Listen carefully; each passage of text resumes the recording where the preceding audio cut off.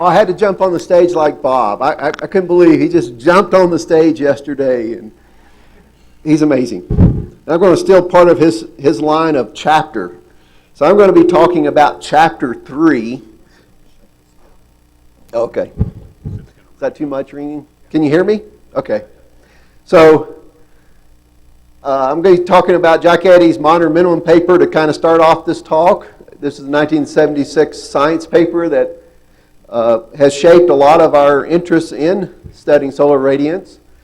And then the solar measurements I'm going to talk about, of course, could go to the present, but I'm going to kind of focus on chapter 3, the second or the third section of 20 years, 1980 to 2000, mainly because that was a period when Gary Rotman, as you well know, who's not here today, but has led many solar radiance programs for NASA, and myself and others from LASP had moved to HAO. So I'm going to kind of focus more on that time period, and then I'll kind of end with some climate change.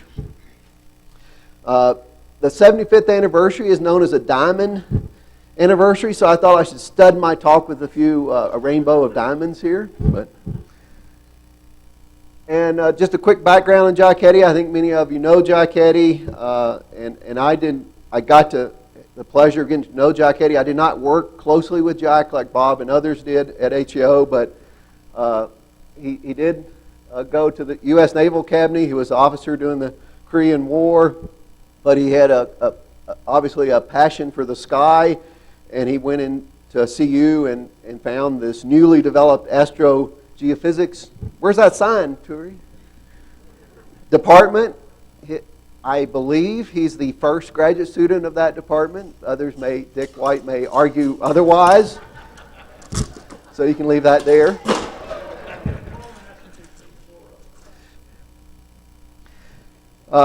And then he finished his PhD. Now, I would have just simply called it Solar Corona, but Jack is very great with words, and he has his own language that I just always find fascinating to read his papers. Then he was at HAO. He left HAO, and this is when he did some amazing research looking through lots of records. He was encouraged by Gene Parker to actually study the modern minimum, and he wrote this landmark paper that I'll quickly describe for you if you're not familiar with it. It starts with his discussion in this paper starts with, of course, the people that actually studied it first. Gustav Sporer studied it for a couple years. He wrote a couple papers, but then he died. And Walter Monrum and his wife Anne picked up that research, wrote another paper in 1894. It wasn't discussed in other papers for almost 30 years, and he republished that paper with a few more results in 1922. And this is kind of, again, got ignored until Jack Eddy picked it up. And he studied it, and he went back. Basically, the sunspot record, which is kind of our most direct record of solar activity, went back to the Wolf record, which goes back to 1750. So he started with the Wolf record, and he helped complete that back to the early times. Now, it wasn't a complete record from what he did, but others have come in, and we now have a fairly complete record of sunspot record going back to the early 1600s.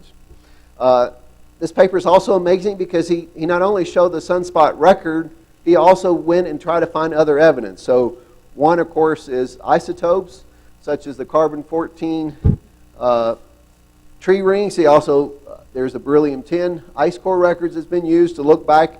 And plotted here is the sunspot record, which, of course, as you can see, is variable with 11-year solar cycle activity, and then during the modern minimum, very low maximums are seen during this period.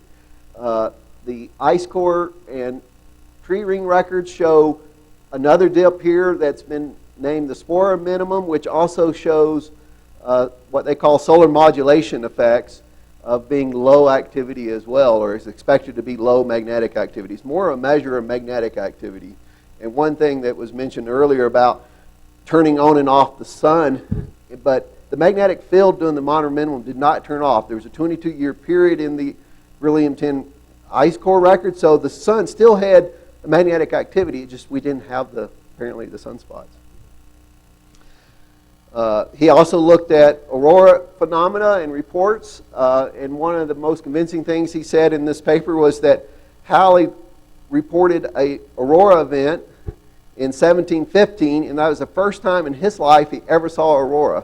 So I think that's a great statement that you can find in papers that's probably hard to find. I'm sure Jack read a lot of papers to find that, but there was definitely a shortage of aurora during this period.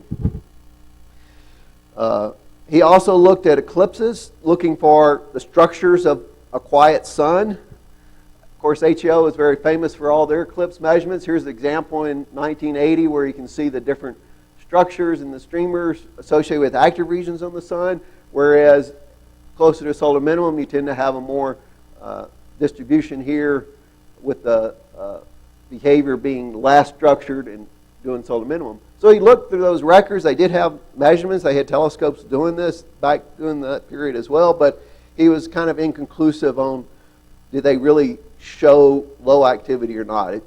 Part of it was lack of good records, lack of good images, and papers on it. I don't think they appreciated the corona like we do now. But HAO has a great record of eclipse observations online if you want to go look at those. During this time that he was writing this paper, there's a lot of discussion, I think, on were there really the telescopes good enough quality to make these measurements? And did they really make measurements on a regular basis? And he pretty much strongly dismisses both of those ideas in this paper. One, that the telescopes back then, and here's an example of a picture he published, there were 2 to 4 meter type telescopes. Similar type qualities in the 1700s when sunspots were definitely prevalent.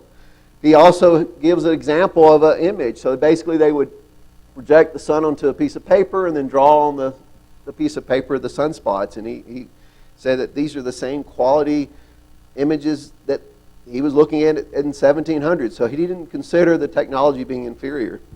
And he had found many examples of papers of observers that said, I've been looking as every day I can, which of course depends on clouds, and this is the first sunspot I've seen in 10 years. So there were records showing that people were looking for sunspots and just weren't finding them. So I think our society, our community, we know now that the modern minimum was a period of low activity. I think when he wrote this paper, there was a lot of controversy over this, and there was also concerns or interest in could the sun explain climate change, because this was coming out of the little ice age during this period in the 1600s. And I'll return to that topic at the end. I would like to read, I don't normally read from my slides, one of his little statements he makes. Again, this is how elegant he writes. The reality of the modern minimum and its implications of basic solar change may be not one more defeat in our long and losing battle to keep the sun perfect, if not perfect, constant, if inconstant, regular. And the concern with this is for a long time people have been thinking the solar constant, trying to measure it from the ground, was constant. We had no proof that it was varying. Anyway, he concludes why we think the sun should be any of these when other stars are not is more a question of social than for physical science. And this is right when the satellite programs began. I'm going to speak on that briefly, but here's the more modern sunspot record. So again, going back to 1750 is the Wolf record. It's of course being modified by Leif Skavgaard and others. So some of this is potentially going to change. He started helping to fill in this period, and then others have completed this. So this is kind of our record of direct measured of activity. There's the modern minimum, a Dalton minimum, not nearly as low maximum as, of course, the modern minimum. The Gleisberg minimum, you can see a pattern here about every 100 years. And Leif Skavgaard has started petition to their next solar minimum, which we call the Eddy minimum. And as you can see, we're already reaching a solar cycle that's lower by a significant amount than the previous ones in the space era. And if I'm willing to call this the Eddy minimum if the next minimum is also low. I think some people are already calling it the eddy minimum. I think others are waiting, like myself, to wait a little bit longer. But I do believe it's an interesting period to be studying the sun. I don't know how many of you have ever used Google Ngram. This is a search engine that Google has that searches millions of books. It's more of a social thing than a science thing, but you can see that after Jack Eddy's paper in 1976, the use of mono minimum in books skyrocketed. Now, this record goes back to 1950. I didn't plot it, but it's zero until there's a little bit in 1940, a little bit in 1950, but then it skyrocketed and been really constant. I also noticed after each cycle minimum, there's more interest in the mono minimum. And I think the reason for that socially is a lot of scientifically, we look at minimum to minimum, solar cycle minimum. Did it go down? Did it go up? We argue over it. And then that brings interest back to the mono minimum. Could a lower minimum actually cause climate change, or lower temperature during the ice age? Another interesting way of looking at Ngram is the words. So there's mono minimum here, there's Jack Eddy here again, but the word solar constant, we started measuring the solar constant out here in 1830, and then we started measuring it from mountaintops and becoming more scientifically important. And you can see the word solar constant has increased, more or less flattened out. But since the satellite measurements began in the 70s, and we recognize that the sun does vary, notice the solar constant use has dropped by a factor of 3. Still hasn't gone to 0, but it has dropped. You can see solar radiance, of course, after we started measuring solar radiance and calling it solar radiance, you can see that jumped up and has stayed up. Surprisingly, this is a lot lower than mono minimum. And I think part of that is because you can call solar radiance many different things. Solar flux, solar radiation, many other ways of saying radiance besides the word radiance. But nonetheless, I'm still surprised solar radiance is a lot less frequently used in books than mono minimum. And that's also because people associate mono minimum with climate change. The definition Jack Eddy has, and most of us use, is just lower solar activity. But in the climate community, I think there's association too. Okay, moving on. A little bit about measuring the solar constant. Pouillet was considered the first to measure it, basically measuring how hot the sun heated up some water. And his value, which is 700 watts per square meter, is significantly lower than our modern knowledge of 1361 watts per square meter. The main reason is he did not make any correction for atmospheric absorption. Along came, several decades later, Langley. Samuel Langley started measuring it from mountains. He had an expedition to measure it, and he was making all the corrections for atmospheric absorption, and he got a very large value. And it wasn't until years later that his assistant, Charles Abbott, found a mistake in his equation for correction for atmospheric absorption. And that led to a whole series of measurements that are a lot more accurate, ranging from 1320 to 1470 watts per square meters over a couple decades. These are actually fairly accurate. It looks like they're very inaccurate because of the widespread, but remember this is at Earth. There's a 6% variation of the solar radiance just because of Earth's orbit. So most of us work in 1 AU type plots like I'm going to show you next, but you have to remember those measurements are at Earth. This is important for climate. There's a 6% change of the radiation on an annual cycle at Earth. Here's an example of our satellite measurements now of the same thing, but we call it total solar radiance instead of the solar constant. And now this is at 1 AU, so we've normalized out the annual 6% variation. You can see a large differences here believed to be, not believed, we know is due to instrument systematic offsets and calibrations. Those have been resolved. I don't show it plotted here, but Greg Kopp in the solar TSI community has developed at last a radiometric calibration facility where they can characterize these instruments. And now all these irradiance measurements using prototype instruments or the flight instruments on the more modern ones like Primos all agree now with the source TIM level of about 1361 watts per square meter.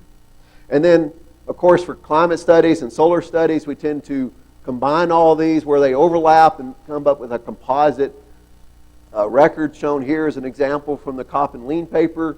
And you can see that the typical variation over an 11-year solar cycle is about 0.1%. You can see these very large dips here, which are related to these dark sunspots that pass over the sun, and that the bright faculae basically are the ones that win over the solar cycle, and therefore you get a positive enhancements with more solar activity. Also, we study the solar spectral radiance. Here's an example spectrum.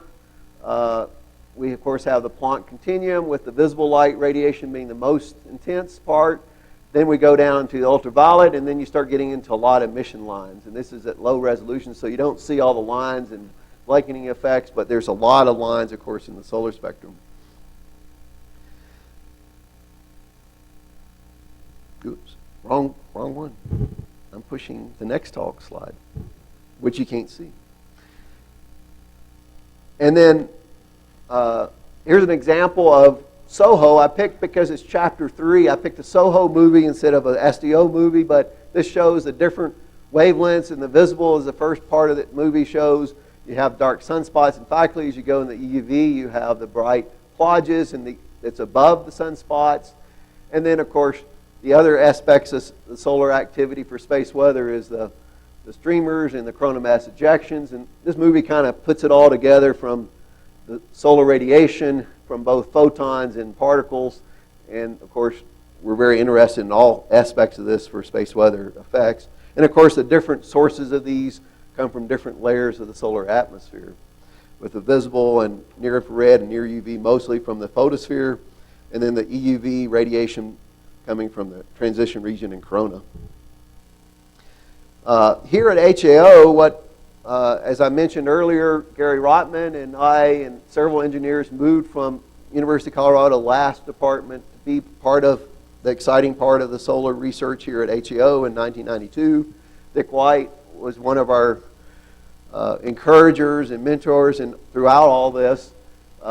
And over the years, we've worked with several HAO people shown here, plus many more that's probably not shown. We brought over an existing satellite program called UR Solstice and continue to study those measurements of the solar UV. Primarily was flown to study ozone changes in Earth's atmosphere.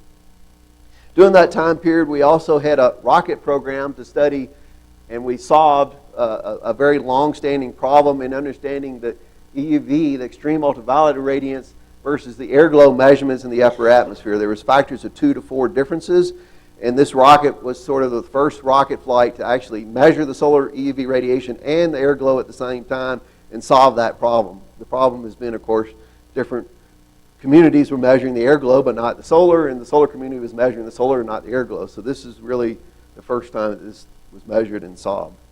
And we had several series of these. During this gap here, HAO did an amazing feat of taking these rocket instruments and built a satellite instrument out of them in 3 months. January to March 1995, there were several of us that did not ever get to go to bed. But we got the instrument built. We were ready for a launch. And here's basically the HAO engineering group at the time. They did an amazing job getting it ready. Here's a picture of Greg Card, Greg Ucker, and myself showing that we had the red tag items off. It should work with the red tag items off, of course. Waiting for the launch of the Conestoga at Wallops. Unfortunately, it did not make it into space. We call it aqua orbit. It ended up in the Atlantic Ocean because of a hydraulic issue with the steering mechanism. So we unfortunately did not get the measurement, but it was the seed for the timed solar EV experiment. So following that, or in that same time period, we started designing and building here at HAO the timed C instrument. We did, however, move back to LASP in 1997. A large motivation for that was because, not that we weren't getting along with HAO, it's that UCAR could not figure out how to do full cost accounting for a NASA contract. What more can I say? The other big program that we were working at HAO during those years was what eventually became known as SOURCE. It was the next generation Solstice from URs on the EOS program for NASA. It later got repackaged after we got back to LASP, and is now known as SOURCE, and it launched in 2003, and it's still continuing today. Some future measurements that I'm not going to talk about as much, well, in current measurements from SDO, we have a CubeSat launching later this year. We have NOAA GOES-R EV measurements start launching next year, and NOAA TSIS measurements launching in 2017. So we have a very vibrant solar radiance program, and HAO, of course, has been part of this in the past and still involved through collaborations, of course, today. Here's an example of one of the products that we developed while at HAO. Just like you saw the TSI record, we've also worked on UV composite records. We combined, of course, using UR's Solstice and SUSM, an NRL experiment that was built at Ball Aerospace, to define a new radiance level for the bright Lyman Alpha mission. And then we combined all the previous measurements and modeling to extend it back to 1947, and we continue this to today. And this has become a very valuable record for atmosphere studies, primarily more, of course, upper atmosphere studies. Just going to give you a quick example from timed and source. Timed is measuring the far ultraviolet, extreme ultraviolet, and soft X-rays. One of the examples, again involving the HAO community here, is to measure the consequence of a flare. So this is one of the big flares in October 2003. Here's the neutral temperature at 450 kilometers showing the pre-flare condition. And of course, after the flare, the temperature has increased substantially. And one of the things that we didn't fully understand before this was, what's the time constant of all this heating? You know, there was debate, is it 1 day to 3 days? This shows it's very, very quick, and it also shows the cooling is very quick. And part of that is because we have all this CO2 and nitric oxide in the upper atmosphere, and they're great infrared coolers, radiators. Source is measuring, the real new measurements for Source was the visible near infrared measurements on a daily basis. We continued the solstice type measurements, and we had XPS like from time. We also started at last a new total radiance program with the total radiance monitor instrument TIM that Greg Kopp and George Lawrence have worked on.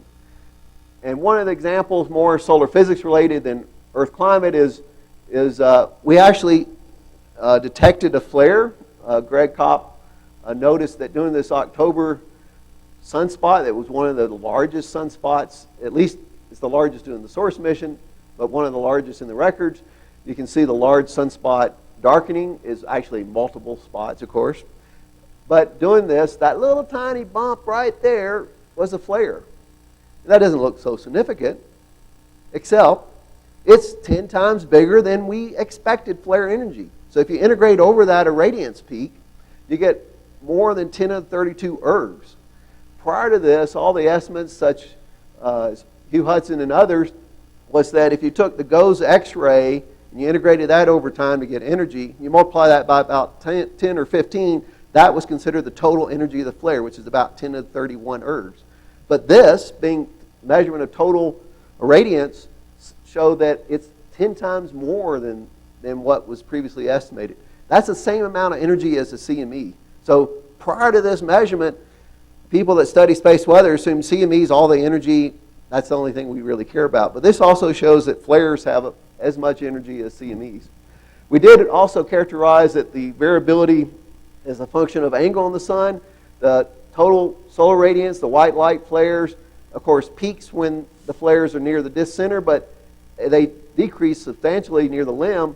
And this is the X-ray measurements, and it shows that the X-rays are only about 25% of the total energy, but near the limb, it's almost 100% of the energy. So it depends, of course, for the flare energy coming to the Earth. Very briefly, just mostly just show everybody's face. There's a lot of solar modeling going on at HAO. I think, at least in my viewpoint, Chapter 3 was a breakthrough for some of this for radiance modeling. Here's Andy toasting one of the anniversaries, maybe the 50th. I don't know. But one of the things he did along with Judith Lean is establish that you can take solar images and break it up into different quiet sun, active network, sunspots, and end up with a model that can describe fairly well the radiance variability. Important for that, of course, is can we take those models and go back in time? Can we go back to modern minimum? So here's one example where here's the northern hemisphere temperature reconstructed. This is much larger than the global. The global is about half of that amount of temperature change. But between the modern times to here is globally is about 0.4 Kelvin cooler. Over time, our models and estimates of how to model this back to modern minimum has gotten from very large differences, like 4 watts per square meter based on sun-like stars, to smaller numbers. And now we're using magnetic fields both at the sun and Earth, and it's only about 1 watt per square meter. And I'm running out of time, so I'm going to skip this because I think Kevin's going to talk about this in more detail. Solar radiance is important for climate change, but the point of this slide is there's many components for climate change. Solar radiance is just one of them. More importantly, the regional change. This is analysis by mostly Judith Lean, looking empirical analysis. If you look at the 11-year solar cycle variability, this is 11-year, and this has been also modeled by GIST, David Ryan and Drew Shindell. The ocean circulation affects regional changes, and the typical solar impact is that Europe is hotter, Greenland is cooler, and the United States is slightly warmer. But this is solar maximum. Imagine now flipping this to solar minimum, like a modern minimum, and this would be a colder period, and this would be warmer. So keep that in mind, that there's regional changes as well as global changes. And one point I would like to make out is that, and this is a climate model study that George Fulner has done, that the differences from solar minimum to modern minimum, here's 3 different models. The more recent one, Carl Shriver, shows no variability in solar minimum. And even though, and I'm going to skip these slides because I've run out of time, even though we believe the sun might have a small change from 1996 minimum to 2008 minimum, it's a small percentage of solar cycle variability.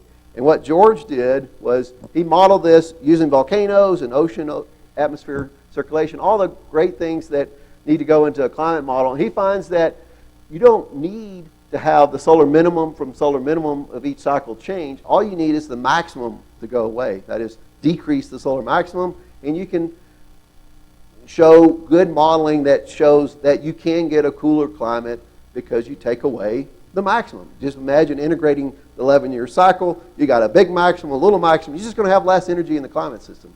And to me, I think that's a important result that maybe will lead into Kevin's talk about energy results too. So I'll end there and say thank you and congratulations to HAO. Thank you, Tom.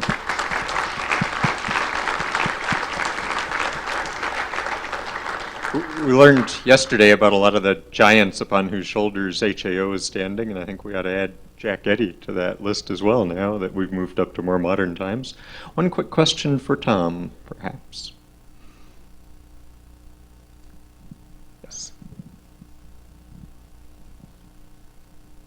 It seems like the right kind of form. I'll just make a comment, something I learned from a first-year undergraduate that I was teaching, who was a joint physics and music major.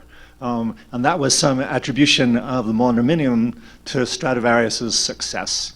There's some statement that Stradivarius made violins out of wood that was grown during the modern minimum, and therefore the various granulation or the layers in it were much more uniform than they were at other times because they didn't show the same cycle. And that's supposed to be what led to the great, one of the things. Of course, there were many other violin makers at the same time who didn't quite become so famous. But anyway, it's a little interesting anecdote if you're talking about modern minimum. So maybe that trending of modern minimum is related to violins than to the sun, maybe. Great. Well, thanks again, Tom.